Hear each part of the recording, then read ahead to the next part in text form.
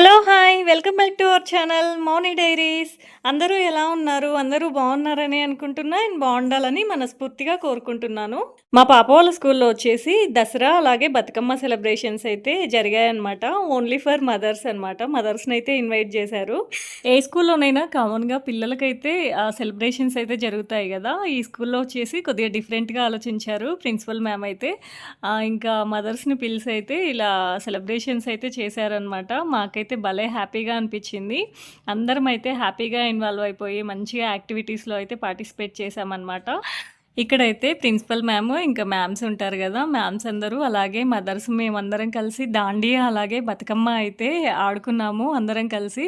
ఇలా కలవడం వల్ల అయితే పేరెంట్స్‌ని కూడా మేము ఒకరికొకరం గెట్ టుగెదర్ అయినట్టుగా అనిపిచ్చింది. అలాగే మ్యామ్స్ వాళ్ళతో కూడా గెట్ టుగెదర్ అయినట్టుగా అనిపించింది. మంచిగా అందరము అన్ని గేమ్స్‌లలో అలాగే అన్ని యాక్టివిటీస్‌లో పార్టిసిపేట్ చేసైతే హ్యాపీగా స్పెండ్ చేశాము ఆ రోజైతే. నిజంగా వెల్ స్పెండ్ డే అని జెప్పొచ్చు. మా పాప వాళ్ళ స్కూల్‌లో అయితే ఓన్లీ మ్యామ్సే ఉంటారనమాట.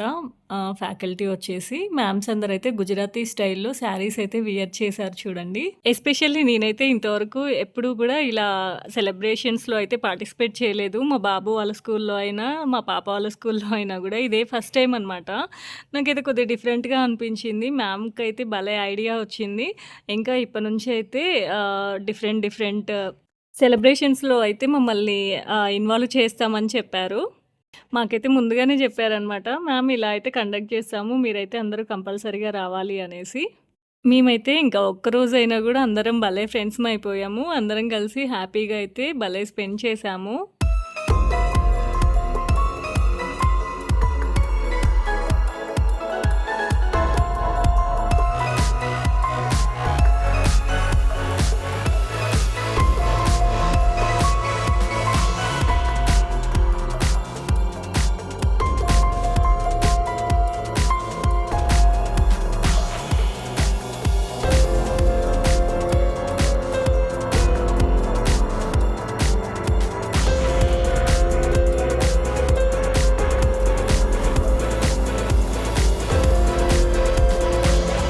దాండియా అలాగే బతుకమ్మ ఆడడం అయిపోయిన తర్వాత అయితే మ్యామ్ మా కోసం అయితే కొన్ని ఫన్ యాక్టివిటీస్ అయితే కండక్ట్ చేశారు. అందులో ఇదైతే ఒకటి ర్యాంప్ వాక్. మ్యామ్స్ అయితే ఫస్ట్ ర్యాంప్ వాక్ చేసిన తర్వాత మేము చేసామింకా. ఇంకా మ్యామ్ అయితే మా దగ్గర నుంచి ఫీడ్‌బ్యాక్ తీసుకున్నారనమాట. స్కూల్‌లో ఇంకేమైనా చేంజెస్ చేయాలా అనేసి. ఇంకా వచ్చేసి ఆ రోజైతే మమ్మల్ని గ్రీన్ ఆర్ రెడ్ శారీ అయితే వియర్ చేసి రమ్మన్నారు. ఇదైతే నేను డిజైన్ చేసుకున్న శారీ. ప్లెయిన్ హాఫ్ పట్టు శారీ అనమాట. హాఫ్ పట్టు శారీ మీద నేనైతే మిర్రర్ వర్క్ చేసుకున్నాను. పెద్ద మిర్రర్ ఉంటుంది కదా! దాని చుట్టూ వచ్చేసి గోల్డ్ జెరీ థ్రెడ్‌తో అయితే జర్దోజీ వర్క్ లాగా డిజైన్ చేశాననమాట ఎంబ్రాయిడరీ.